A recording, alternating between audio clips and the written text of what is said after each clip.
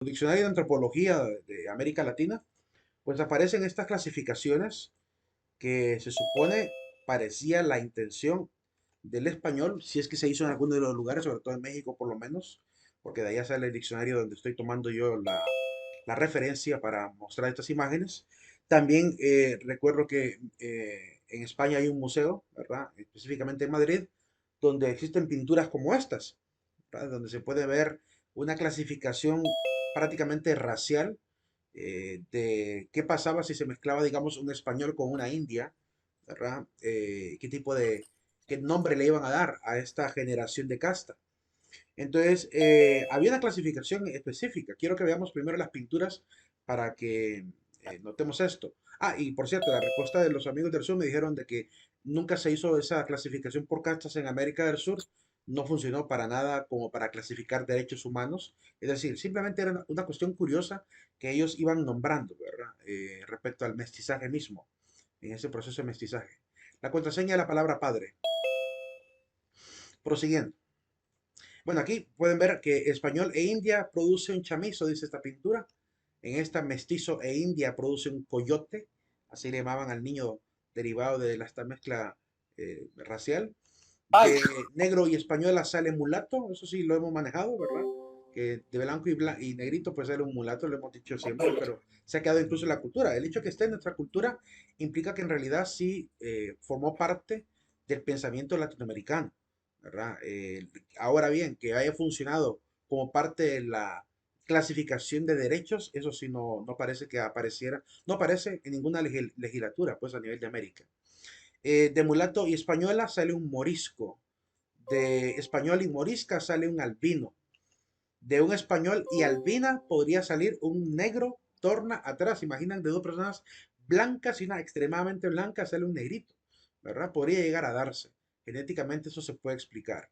La contraseña de la palabra padre. Prosiguiendo, de negro e india sale un lobo negro. Lobo negro le llamaban a este niño. De lobo e india sale un zambaiga. Sí, zambaiga dice ahí. De zambaigo e india sale un albarazado. O albarrazado, no sé cómo se pronunciará ahí, supongo que con letra R. De albarazada e india sale chamizo. De chamizo e india sale un cambuya. Y miren las escenas que representan, ¿verdad? Del hombre queriendo matar a la mujer porque le salió negrito, ¿verdad? O sea, hay un poco también de ironía en el tema de la pintura también. De indio y cambuya sale un lobo torna atrás. De lobo torna atrás e india sale un tente al aire. Y de un albarrado e india sale un cachimboreta, ¿verdad? Ahí vean al hombre con la actitud como preguntándose por qué me salió negrito el niño, ¿verdad? Pues estos son los primeros niveles de las castas. Pues claramente las primeras razas, diríamos puras según la lógica de aquel momento, era la raza de los negros, de los indios y de los blancos.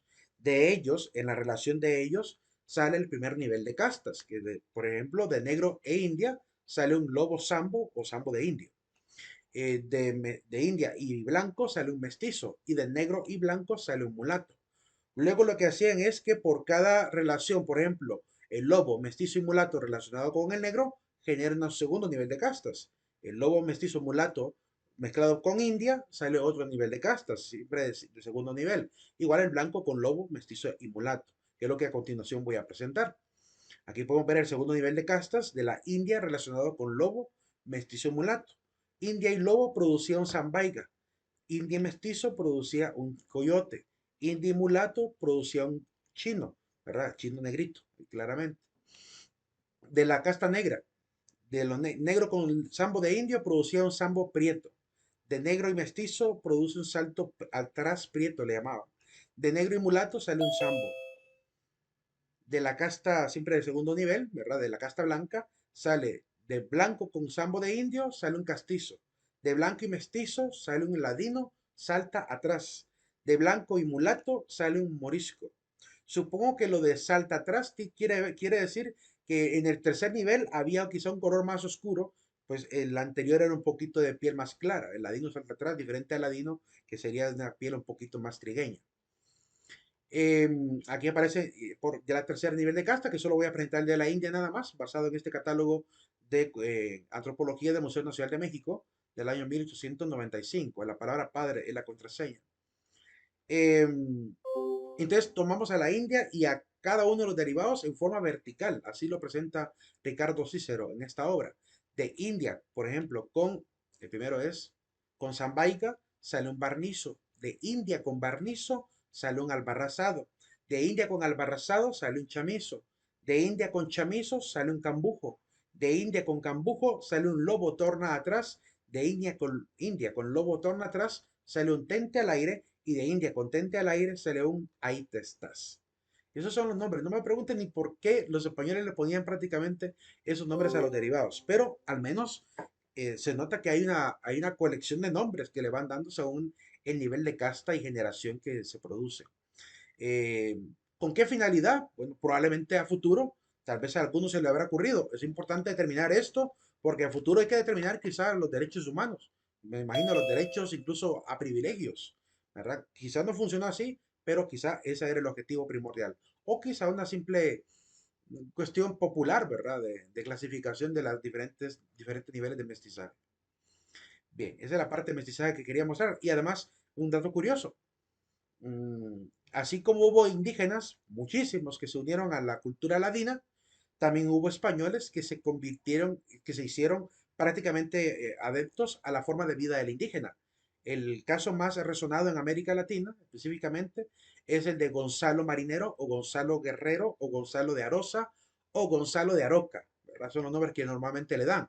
Es un español que se hizo rebelde, se enamoró de una indígena, ¿verdad? Tuvo hijos con esa indígena, decidió vivir como indígena él también, se quitó prácticamente la ropa de los españoles y se dedicó a vivir como indígena y se oponía a los españoles con sus invasiones. Es decir, que es un rebelde, un revolucionario, ¿verdad? En ese momento. Supuestamente vivió entre el año 1470 a 1536. Gonzalo Marinero o Gonzalo de Aroza, ¿verdad? Dependiendo cómo se escribiera. Si lo escribían allá por América del Sur, quizás lo escribían con la letra Z o C del portugués, ¿verdad? Como la palabra curazao. Por eso aparece también en algunos libros Aroca. Fue un mártir, por tanto, ¿verdad? Luchó contra los conquistadores durante la época de Pedro de Alvarado, que es el conquistador de ese momento, y se le considera padre del mestizaje, llamado el renegado, ¿verdad? También se le llamaba Gonzalo Marinero de Aroca o de Arosa. Sí, básicamente ese es el pequeño paréntesis que quería mostrar del tema del mestizaje. Pero recuerden que estamos viendo un tema que es las consecuencias del descubrimiento de América, ¿verdad? Y el mestizaje era uno, y ahí quise hacer esta explicación así rápida de lo que se estaba clasificando en aquel momento. La jerarquía social va a cambiar, obviamente. Al inicio presentábamos en la época feudal los tres niveles de jerarquía del rey, la jerarquía de los nobles, ¿verdad? Y por último los campesinos. Pues esta jerarquía se va a expandir un poco más en diferentes niveles. En el primer nivel va a estar el rey, siempre, y los peninsulares. Todos los españoles que venían de España a América, ¿verdad? Son llamados los peninsulares. Tenían ciertos privilegios diferentes a los que van a tener aquellos hijos de españoles que nacen en América. A esos hijos de españoles nacidos en América se les llamaba criollos, que son el segundo nivel de esta jerarquía social. Claramente los criollos también tenían sus derechos, pero al menos no podían ocupar los cargos más importantes. Después de los criollos están todos los mestizos, ¿verdad? Todos los que se mezclan con las diferentes castas de primer nivel, ¿verdad? Los mestizos, mulatos y zambos, que son la primera familia. Ellos podían tener ciertos derechos, incluso hay una historia de un mulato muy popular, que ya les voy a platicar un poquito acerca de él. Y también los indígenas, que están en el siguiente nivel. Y por último, están los esclavos. ¿Verdad? Los indígenas, cuando mucho, se les daba el privilegio de tener salario, diferente a los esclavos, que ellos sí, obviamente, no tenían salario, estaban obligados, me refiero a los ¿cómo se llama? Esclavos traídos de África. Los indígenas sí van a llegar a tener salario muy pronto, debido a la real cédula de la reina Isabel que habíamos mencionado. En cuanto a qué cargos podía llegar a tener el español, el peninsular, pues los cargos son los siguientes. El español podía optar a ser virrey, si tenía los privilegios adecuados, podía ser gobernador. Quiero explicar aquí un poquito lo que veremos más adelante con respecto a la distribución del territorio español. El virrey básicamente tiene la potestad del rey dentro de América. Es decir, es alguien representando la corona, como un embajador o un emirato o algo así, ¿verdad? Que es enviado de la corona como representante. Así que él podía tomar decisiones en nombre de la corona desde América. Eh, Estos virreinatos comúnmente estaban divididos en capitanías y las capitanías estaban divididas en gobernaciones. Las gobernaciones, pues evidentemente requerían un gobernador y son los que podían llegar a estar ahí en ese nivel. Claramente que las capitanías se refiere a lugares estratégicos donde estaría un señor capitán, era un militar español, al frente de la campaña de colonización. Pero claramente por encima del capitán estaba el gobernador siempre. Luego están los presidentes, que en este caso puede ser un presidente no en el sentido de la república, sino un presidente en el sentido, digamos, el que preside el cabildo, ¿verdad? Por así decirlo, el alcaide o el alcalde, que son los que comúnmente presiden ciertas comunidades, ¿verdad? Subordinadas siempre a la gobernación. Está el oidor, que hace el papel de juez. Es el que está encargado de una, ¿cómo se llama? De un organismo colonial llamada la audiencia, que funcionaba como un juicio, un juzgado en aquel momento, ¿verdad? Como la que tuvimos aquí en Gracia de la Empira de la audiencia de los confines. Después estaba el arzobispo. Claramente el arzobispo es el obispo de la diócesis principal de una provincia eclesiástica. Aquí en Honduras, por ejemplo, teníamos la provincia eclesiástica de Comayagua. eh, Luego pasará a Tegucigalpa. Entonces, donde esté la capital de la provincia, ahí estaba el arzobispado también, ¿verdad? Y por eso se le llama arzobispo, porque es el obispo de la diócesis más importante, llamada arquidiócesis. A nivel de la Centroamérica, para ese momento, antes de las provincias de Centroamérica, antes de que existiera la federación, por así decirlo, habían tres obispados importantes. Bueno, cuatro en realidad, a nivel de todo lo que sería la parte del territorio desde Nueva España hasta la parte de Colombia. Me refiero al obispado de Chiapas, ¿verdad? Que es un obispado importante, el obispado también de aquí de Honduras, de Comayagua, y el obispado de León, ¿verdad? En Managua, en Nicaragua. Son los, y por lo menos, y claramente, ¿verdad? El obispado de Guatemala. Son los obispados más fuertes que habían en ese momento. Son los primeritos obispados, prácticamente. Los obispos pues, están a cargo de estas regiones eclesiásticas llamadas diócesis, ¿verdad? Y que claramente unidos con esta cabeza que llamamos el arzobispo, formando una sola conferencia episcopal a nivel del territorio. Ahí también podían optar a cargo de sacerdotes de parroquias importantes. En este sentido, la palabra parroquia para el español significa la iglesia vecina, y el párroco, por tanto, es el sacerdote de la iglesia vecina. Es una palabra de origen romana, la palabra parroquia. Así que podían optar a estos cargos importantes. También superiores de comunidades religiosas, como los padres, ¿cómo se llama? La madre superior y el padre superior de una orden, ¿verdad? En Honduras van a venir algunas órdenes de parte de la iglesia a la evangelización. Más adelante hablaremos un poquito de ellas cuando miremos un poquito el papel de la iglesia. Solo mencionaré cuáles son las que vinieron originalmente. La orden de los franciscanos, la orden de los mercedarios y la orden de los dominicos. Son las primeritas que vinieron. Ya por el 1700, 1600, 1700 vendrá también la Compañía de Jesús o llamada los jesuitas, ¿verdad? Que estarán sobre todo en América del Sur.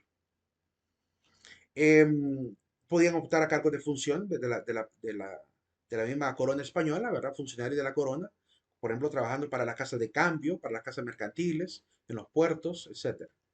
Y comerciantes de la corona, ¿verdad? Claramente velaban también por el tema de la economía del mismo reino, como aquellos que trabajaban, por ejemplo, para las empresas de rescate, que van a intentar recuperar los territorios conquistados anteriormente por hombres que estaban un poquito rebeldes ante la corona. Entonces intentan recuperar los territorios a través de ese organismo colonial que veremos más adelante. En segundo nivel, pues están los criollos. Ellos podían optar a ser encomendadores, se les podía encomendar, claramente, dar esa potestad de cuidar indígenas. El encomendador es aquel a que se le daba a un grupo de indígenas, primero para evangelizarles, ¿verdad? Con la intención de que fuera encargado de evangelizarlos. Y segundo, también, pues, para los trabajos que requería la comunidad. Eh, Esto es lo que va a traer un nivel de corrupción que los mismos frailes van a llegar a desenmascarar, como el famoso fray Bartolomé de las Casas. Y también podían participar de capataces de la hacienda y religiosos. En este sentido, los criollos podían formar parte del ministerio sacerdotal, podían entrar a ser sacerdotes y también miembros de la comunidad, de una orden religiosa. A diferencia de los indios y mestizos y mulatos, que ellos si querían formar parte de la parte religiosa, solamente podían hacerlo en calidad de donatos, ¿verdad? Y para el resto de la vida cotidiana, pues trabajaban en la agricultura, artesanía, carpintería, albañilería. Quiero platicarles un poquito el tema de los donatos, aclarar un poquito en qué consistía eso. Y lo voy a hacer a partir de la historia de un mulato que hizo uso de este derecho. Cuando de repente alguien tenía un hijo mestizo, ¿verdad? Tenía dos alternativas. O meterse como soldado prácticamente para las fuerzas españolas, ¿verdad? Podían incluso llegar a ser capitanes los negros, los ambos, como ya les mostraré más adelante. O tenían la alternativa de dedicarse a servir en las comunidades religiosas, como donatos, es decir, como personas que se donaban a sí mismas, ¿verdad? Se donaban a la comunidad para también sobrevivir, porque claramente vivir bajo la sombra de la comunidad era asegurar techo y comida, porque claramente ahí cultivaban todo y ahí preparaban todo, y tenían por lo menos lo mínimo, ¿verdad? El hábito para poder subsistir con vestimenta y la comida cotidiana. Pero además participaban de las oraciones, de la vida sacramental, la parte espiritual. El mulato más famoso de América del Sur, que se donó a sí mismo, es San Martín de Porres, ¿verdad? Este famoso santo de América del Sur.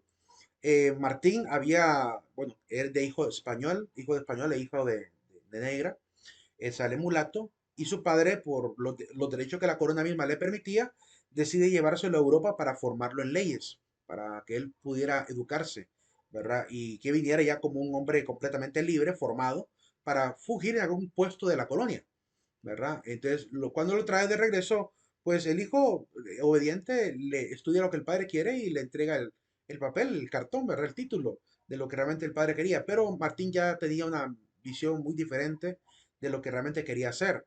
No quiso dedicarse a la parte del derecho, sino que se quiso donar a una comunidad religiosa, ¿verdad? En este caso, pues a la orden de los predicadores de Santo Domingo de Guzmán, que están en Lima, Perú. Cuando se dona a esta orden, pues claramente pasa a formar parte de la comunidad. Esto para un español era un poco, bueno, no le gustaba pues esta idea de que sus hijos pues estuvieran ahí de donatos, porque era prácticamente quedar como sirviente de la comunidad. Pero Martín, en su humildad, ¿verdad? Quiso servir de esa manera, cocinando, trayendo las compras de los mercados, el hecho de barrer el convento, a eso se dedicaba y también a llevar una vida de oración. Y la gran ironía de toda esta historia es que a pesar de que, bueno, que su padre se oponía, al final termina cediendo, eh, a pesar de que él comenzó como mulato en América, es una gran ironía porque él es, después de Santa Rosa de Lima, él es el primer santo varón de América Latina. O sea, que ni siquiera los arzobispos y obispos de América Latina alcanzaron la santidad tan rápido como la alcanzó Martín de Porres sirviendo humildemente. Entonces, eso deja claro que el puesto de ser donato no es un puesto deshonroso para nada, sino que cualquiera que quería, si quisiera santificarse, lo podía hacer siendo un donato, ¿verdad? Es importante esa historia para poder también determinar esta, esta naturaleza de la espiritualidad también, tan importante en aquel momento. Ahí está la reconstrucción del rostro de Martín de Porres según el escaneo del cráneo que hicieron, ¿verdad? Por medio de tomografías, ¿verdad? Así la terminaron haciendo digitalmente. Y los indios pues originalmente también fueron, igual que los negros, esclavizados a trabajar en las plantaciones, pero después de las reales cédulas que terminaron generando leyes para América Latina, ¿verdad? Sobre todo a partir del Consejo de Indias, pues ya se le obliga a cualquier español a que pague también salario, pero aún así siguen trabajando en las minas y en las haciendas y además eran evangelizados por los frailes hasta que se empezó a generar ese cambio absurdo de delegarle a encomendadores la tarea de evangelizar. Y de hecho esa es una queja que va a tener Fray Bartolomé de las Casas, ¿verdad? Probablemente más adelante leamos un poquito sobre Fray Bartolomé para que vean el enojo que él tiene de esta tarea de darle el deber de evangelizar a alguien común y corriente y quitarle a los frailes y curas de almas esta tarea tan importante. Entonces, claramente a los religiosos no les gustó para nada esa decisión política de delegarle a los encomendadores esa tarea. Sin embargo, así se realizó. Y como les digo, eso trajo pues mucha corrupción, claramente, cosa que tampoco a la iglesia le gustaba. Y los negros al final pues también llegan a América, ¿verdad? Esclavizados a las islas del Caribe, son colocados para trabajar en minas y plantaciones como esclavos, ¿verdad? Y esa es la tarea que ellos realizan. Hasta que alrededor del 1700 aproximadamente, ¿verdad? Aquella ley tan antigua de la libertad de los indígenas termina también llegándoles a ellos, ¿verdad? Y se determina darle libertad también a todos los descendientes que estaban en las islas de Martinica, Guadalupe, de San Vicente o Yurumey en adelante. Otra consecuencia del descubrimiento de América, pues es el cambio del sistema del indígena. Se cambia el sistema comercial. El indígena, en vez de seguir compartiendo por medio de trueque sus productos, ahora tiene que meterse a utilizar la moneda. ¿Verdad? Hay una manera para asegurar que el indígena entrara rápidamente al sistema comercial por medio de la moneda, fueron las famosas empresas de rescate, en la cual al indígena le compraban las semillas o granos, ¿verdad? A cambio de monedas. Ya no hacía por trueque, sino por monedas. Y claramente, pues como el español también trajo sus cosas, trajo su forma de vida, trajo sus herramientas, trajo sus cosas, su forma, su arte, su metalurgia. Entonces, claramente, cuando empiezan a ver los indígenas que no es lo mismo estar ahí arrancando con la mano en la maleza que agarrar un machetillo curvo de lo que traen los españoles, los indígenas también se preocupan por conseguir monedas para poder comprar esas herramientas. Entonces, es parte de la cultura y de la adaptación, por lo cual fácilmente entran a este sistema comercial. Esta es una moneda de 1752. Aparece la leyenda plus ultra, significa más allá. También otra consecuencia de la conquista, se cambia la fisonomía de los pueblos, ¿verdad? Aparecen los grandes fuertes en las grandes orillas o costas del territorio latinoamericano, también en el Caribe, ¿verdad? Estos fuertes tienen el objetivo de cuidar, obviamente, la entrada de cualquier invasor, porque claramente habían filibusteros o piratas de Holanda, de Alemania, de Francia, de Inglaterra, que también de Portugal, que intentaban claramente entrar también a América. Y los españoles tenían que defenderse de ellos, ¿verdad? Entonces empiezan a aparecer estos fuertes y ciudades coloniales cercanas a ellos. El enriquecimiento de Europa. Claramente, España se ve beneficiada inicialmente de todo esto, pero no va a ser el único reino. De hecho, van a haber muchos, ¿verdad? Otros invasores, Portugal allá en América del Sur, ¿verdad? Francia allá en el norte, en Canadá, Estados Unidos, bueno, Inglaterra, ¿verdad? En Estados Unidos. Llegaron los franceses también a las zonas de las islas, de Antillas. Eh, Algunos holandeses también llegan a las zonas de Estados Unidos.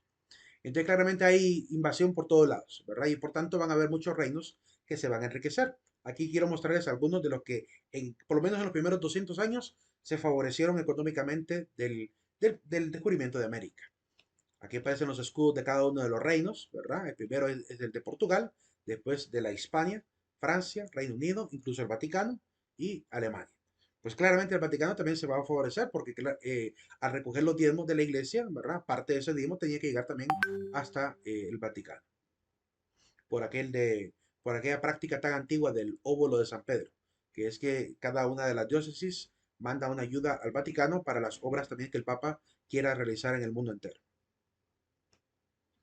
Se acaban los sacrificios humanos, ¿verdad? Este es un códice durante la época de los españoles que los indígenas hacían para poder representar lo que se hacía en aquellos templos, lo que cuentan que se hacía en aquellos templos y que aún así se hacía en México sobre todo.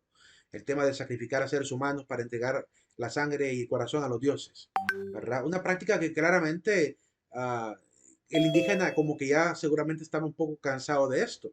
Por eso la siguiente consecuencia del descubrimiento va a entrar muy fácilmente, que es la de la adaptación a la religión, ¿verdad? Se cambia también el sistema de vida, ¿verdad? Se vuelven más urbanas las zonas. El indígena incluso se va a vivir cerca de donde están los españoles, ¿verdad? Ahí ponen sus chocitas. De hecho, aquí aparecen las viviendas indígenas enfrente de la iglesia. Así van apareciendo las pequeñas colonias poco a poco, ¿verdad? Algunos obviamente trabajados forzadamente al principio, pero después, como les digo, pues se les libera y se quedan viviendo ahí tranquilamente. Eh, es que es claro, esto es una actitud humana muy natural, ¿verdad? De que donde hay progreso, avance, desarrollo, casi siempre la gente busca esos lugares, ¿verdad? Ese es el drama de América Latina, ¿verdad? De irse siempre a los lugares a formar anillos de pobreza alrededor de las grandes ciudadelas. Pues por eso es que se van acrecentando rápidamente las urbes en estas zonas. Así que no siempre fue porque llevaban al indígena obligatoriamente a vivir ahí. Muchas veces es porque le gustaba vivir cerca de donde estaban obviamente los productos y también la llegada de los barcos mercantes de España. Bien, saliendo de las consecuencias de la conquista, ¿alguna pregunta hasta ahora de lo que hemos mencionado? ¿Alguna duda o pregunta de lo que hemos mencionado? Creo que sí estoy grabando, ¿verdad? Sí. ¿Todo claro, Sarita? ¿Jóvenes? Chile. Ok, Chile. bien, bien. Vamos a hablar un poquito entonces por qué le llamamos a este continente América y no Colombia, ¿verdad? Habría sido interesante. Qué bueno que no le llamamos Colombia. Bueno, aunque realmente así como está el narcotráfico en América Latina, se caería como anillo el dedo ese nombre. Pero bueno, históricamente hay que decir algo. Ya dijimos que Cristóbal Colón muere sin saber que había descubierto un nuevo continente. Mientras que Américo Vespucio, en sus libros y bitácoras y cartas, él ya habla en términos latinos, escribe o mundus novus, ¿verdad? Mundo nuevo, o le llama terra nova, tierra nueva. Es decir, para él siempre, ¿verdad? Por su experiencia en cartografía, hay que recordar que Américo Vespucio va a trabajar como cartógrafo para la Casa de Contratación de Sevilla, que va a dedicarse prácticamente a la parte de la navegación. Entonces, claramente, él estaba convencido, ¿verdad?, de haber encontrado un nuevo continente y lo hace ver fácilmente en sus libros, en sus obras. De hecho, una de las obras más importantes se llama así, Mundus Novus, ¿verdad?, que es escrita por él y donde narra un poquito lo que él encontraba. De hecho, quiero mostrar a continuación algunos fragmentos de esa obra. Este es el mapa popular de lo que se conoció hasta el año 1500 aproximadamente, ¿verdad? Un pequeño fragmento apenas de América del Sur, ¿verdad? A duras penas la parte centroamericana y un poquito la costa de Florida. Es lo que se lograba conocer. De ahí todo lo demás, parte del mundo casi se conocía, desde África hasta la India, ¿verdad? Fácilmente. Eh, Incluso aquella isla de Japón que está allá al sur, allá al oriente. Este mapa pues presenta a dos personajes en la parte de arriba. Aún en el lado derecho podemos ver a Américo Vespuccio, ¿verdad? Que aparece ahí. Quiero acercarlo un poquito. Este es Américo. A ver si puedo ocultar eso. Ahí está Americi, ahí dice Americi Vespucio. Y aquí aparece Ptolomeo, ¿verdad? Uno de los famosos cartógrafos del mundo antiguo, que es el que ayudó obviamente en la época de los Ptolomeos, ¿verdad?, a hacer la cartografía antigua. Entonces aparecen dos principales cartógrafos de la época moderna, diríamos, y de la época antigua, ahí colaborando. Permítame un segundito que se me abrió este navegador. No sé, ahí está. Por otro lado, aparece pues este mapa, es el mapa de Martin Walsh-Müller del año 1507, ¿verdad? El mapa se llama Indias Occidentales de América. Y de hecho, él es uno de los primeros en colocarle al continente americano, a lo que poquito se había descubierto, le puso el nombre de América, que significa la tierra de América, ¿verdad? Porque claramente se habrá leído seguramente las obras de Américo Vespucio, sus cartas, ¿verdad? Y a ese territorio que más que Cristóbal Colón, quien más lo va a navegar y va a conocer, es Américo Vespucio. De hecho, ahí está el nombre de América, ¿verdad? La parte que se correspondería hoy a América del Sur. Básicamente es la parte de América del Sur la que está dibujada ahí, la parte occidental. Aquí aparecen algunas imágenes de las obras de Américo Vespucio, donde él intenta incluso presentar grabados de cómo encontró a los indígenas, completamente desnudos, ¿verdad? Completamente desnudos, hombres y mujeres por igual. Esta es la obra Mundus Novus, ¿verdad? Donde aparece la narración de Américo. De hecho, el nombre aquí ya ni siquiera se llama Américo. O sea, hay como varias formas de escribirlo, porque por lo menos en esta obra aparece con el nombre de Albericus. Albericus. En otra obra alemana aparece con el nombre de Alberic, ¿verdad? Ahí está Albericus Vespucius Laurencio. Así que podría haberse llamado Alberica, ¿verdad? Aparece esta obra también en Alemania de Alberic Vespucci, ¿verdad? Laurencio aparece también ahí. En otra copia del Mundus Novus ya aparece el nombre de Amerigo, Amerigo Vespuccis, ¿verdad? En lengua aparentemente, no sé si es italiana o creo que es italiano, aunque tiene algunas palabras ahí alemanas también. Y aquí aparece también una portada donde aparece el dibujado y aparece el nombre de Americus Vespucius en latín, ¿verdad? Entonces, por esa razón es que el nombre más popular en latín, como la obra comúnmente se produce más en latín, ¿verdad? Que quizá por ello le llamamos así. Podría haber sido otro nombre. Aquí hay un fragmento de la obra de Mundus Novus, donde él escribe un poquito su experiencia. Todos de uno, dice, y otro sexo van desnudos, no se cubren ninguna parte del cuerpo, y así como han salido del vientre de la madre, así también a la muerte van. Tienen cuerpos grandes, bien plantados y proporcionados, tirando al rojo, lo cual pienso les acontece porque andando desnudos son teñidos por el sol. Tienen los cabellos abundantes y negros. Son ágiles en el andar y en los juegos. De una franja y hermosa cara que ellos mismos destruyen, ¿verdad? Porque claramente se perforan las narices, los labios y las orejas. He visto muchos que tienen en la cara 7 perforaciones, cada una de las cuales tenía el tamaño de una ciruela. Y cierran ellos estas perforaciones con piedras cerúleas, marmóreas y de alabastro. Es decir, que de repente se rompen aquí en la parte de la mejilla, ¿verdad? Y se ponen piedras incrustadas en la mejilla, incluso en las orejas. Cuenta también acerca de que vio caníbales. Aún estuve 27 días en una cierta ciudad donde vi en las casas la carne humana, salada y colgada de las vigas, como entre otros se usa ensartar el tocino y la carne de cerdo. Digo mucho más, que ellos se maravillan porque nosotros no matamos a nuestros enemigos y no usamos su carne en las comidas, la cual dicen es que es sabrosísima, ¿verdad? Muchos han querido comparar que la carne humana es como la carne de cerdo. Son de mediana estatura, muy bien proporcionados. Bueno, está la narración misma de Américo Vespucci, creo que... Ah, sí está un poquito diferente. Son de mediana estatura, muy bien proporcionados, su carne es de color rojizo, como melena de león. Creo que si anduvieran vestidos serían blancos como nosotros.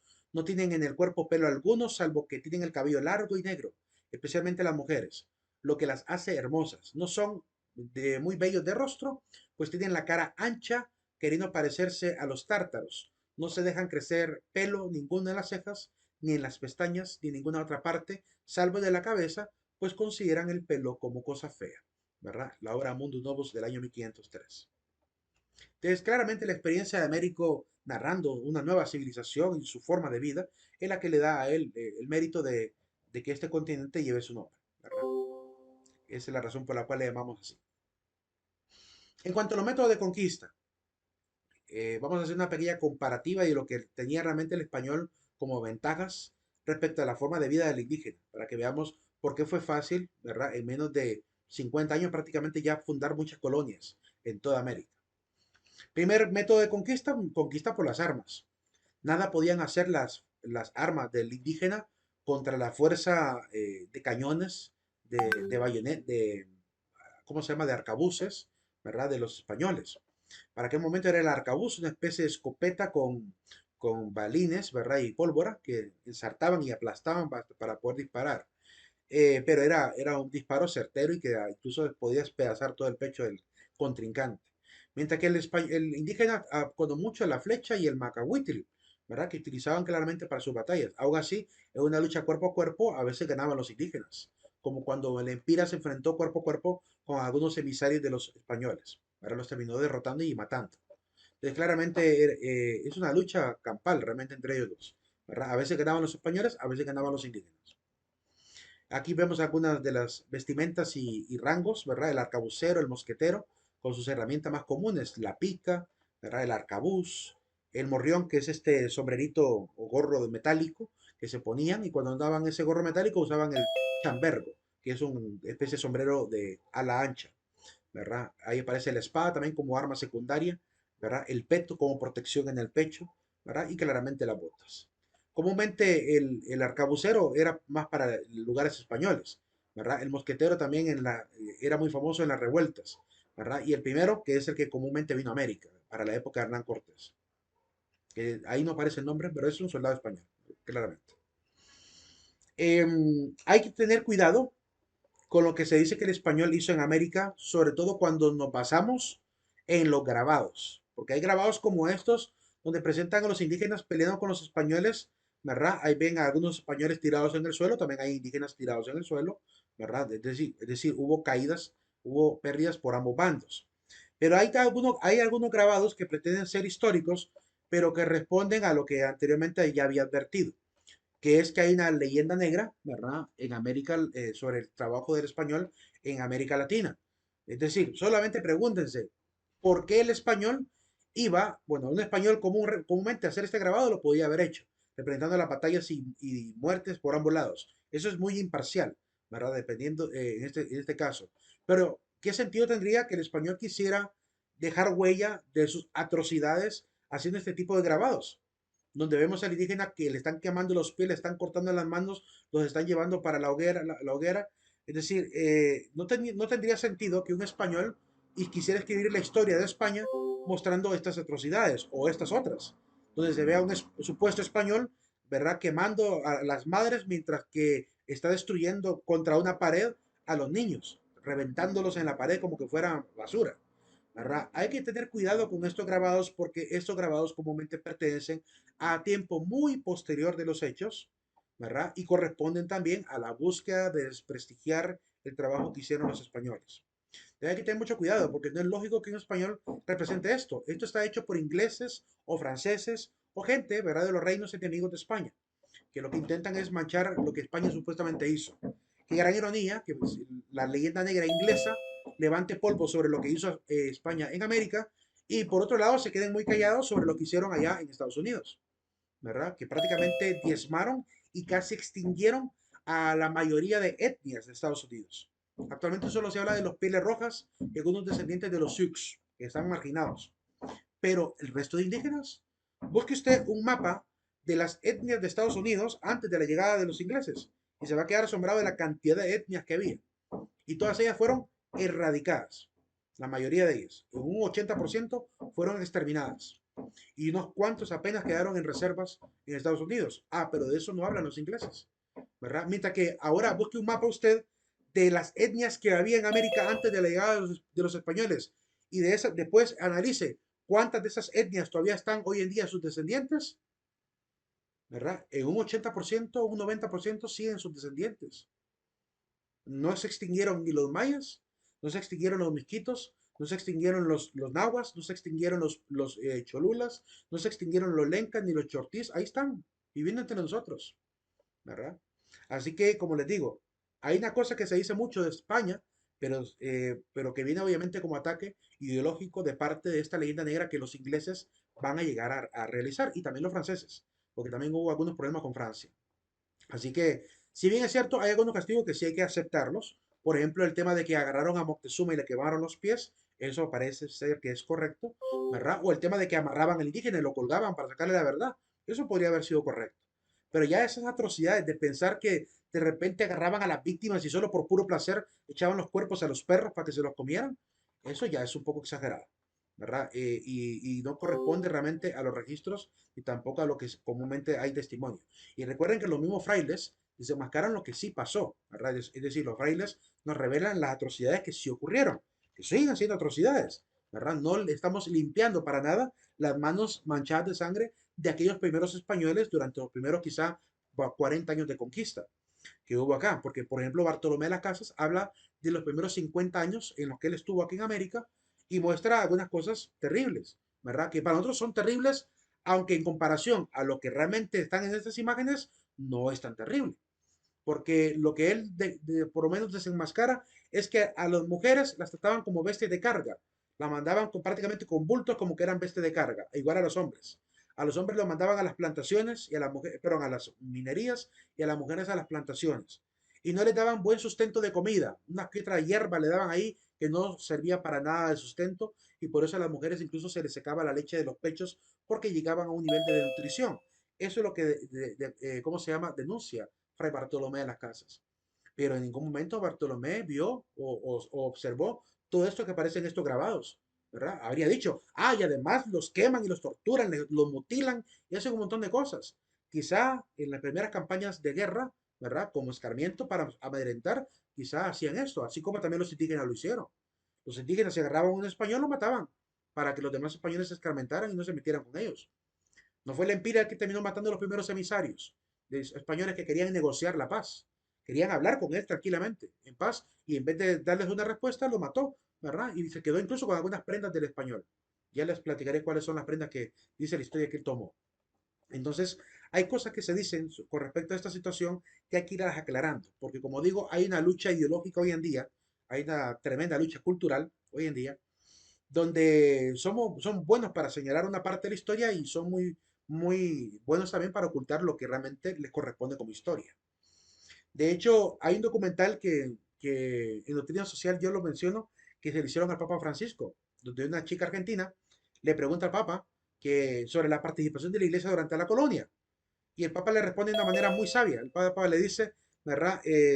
Una cosa hay que tener clara, que es bien difícil a veces bancarnos nuestra propia historia, le dice el Papa. Es decir, es difícil a veces aceptar nuestra propia historia, ¿verdad? Y es importante reconocer tu historia y nuestra historia, porque es muy fácil empezar a tirar tierra, ¿verdad? Decir, ustedes fueron culpables y aquí que allá, ¿verdad? Y culpabilizar a los de hoy por lo que hicieron los de antaño. Y esa lucha ideológica que hoy en día siguen haciéndola, es un poco interesante, sobre todo cuando los chicos que de repente pegan el grito al cielo por lo que pasó en el pasado son descendientes de españoles, es decir, son herederos de esa historia.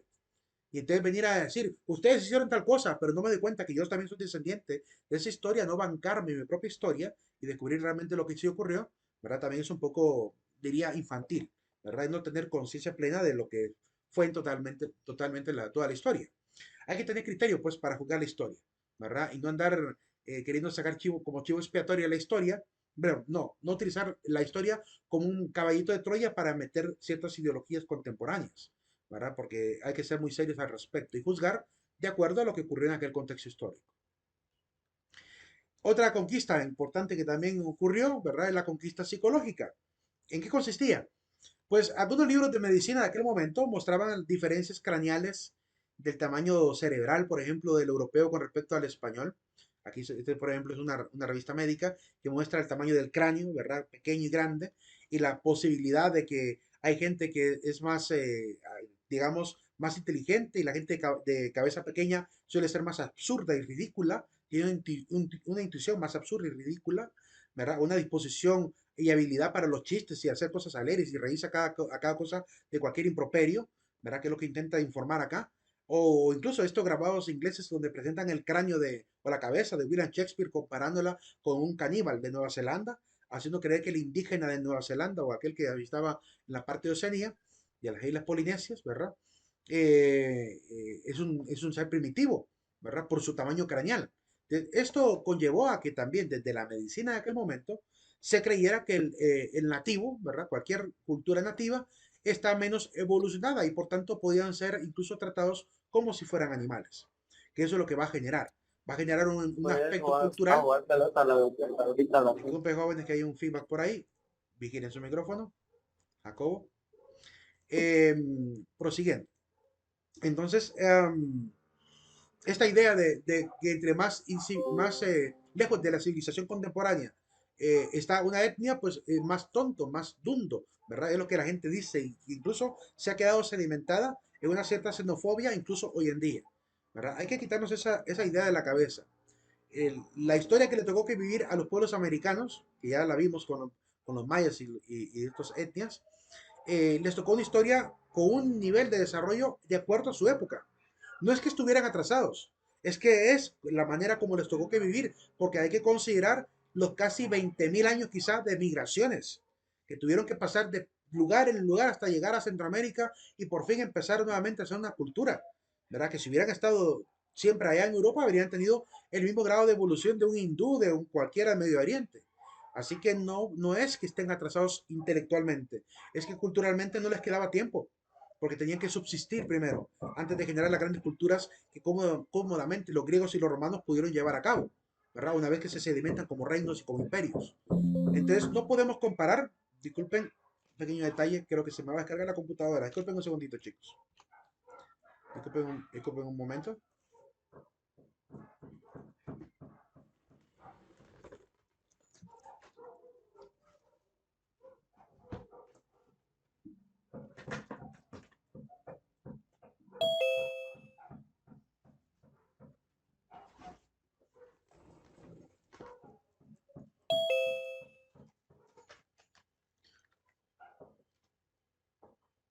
Bien, yo creo que ya está. Sí, ya está. Casi se me descarga la máquina, porque se desconectó de allá del enchufe.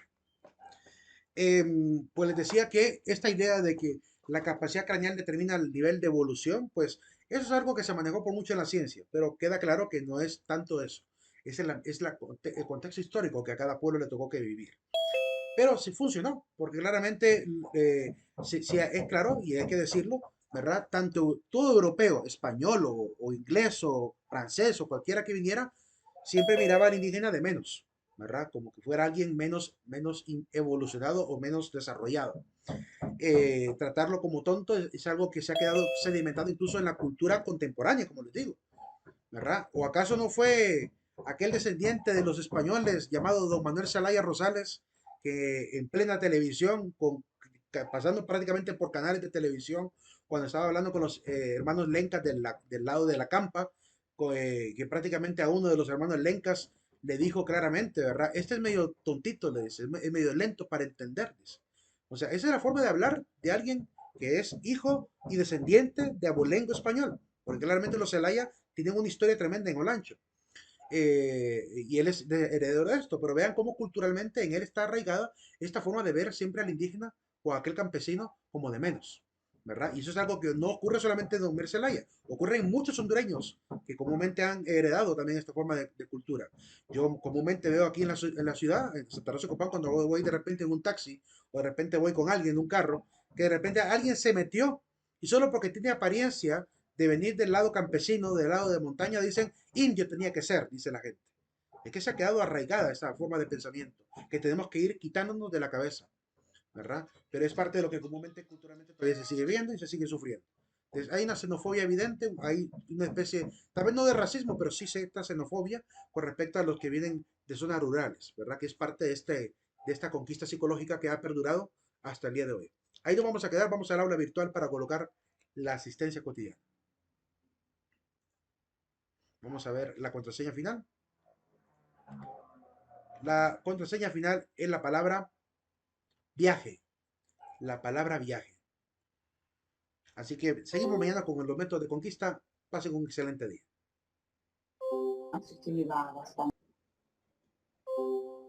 Buenas tardes a todos.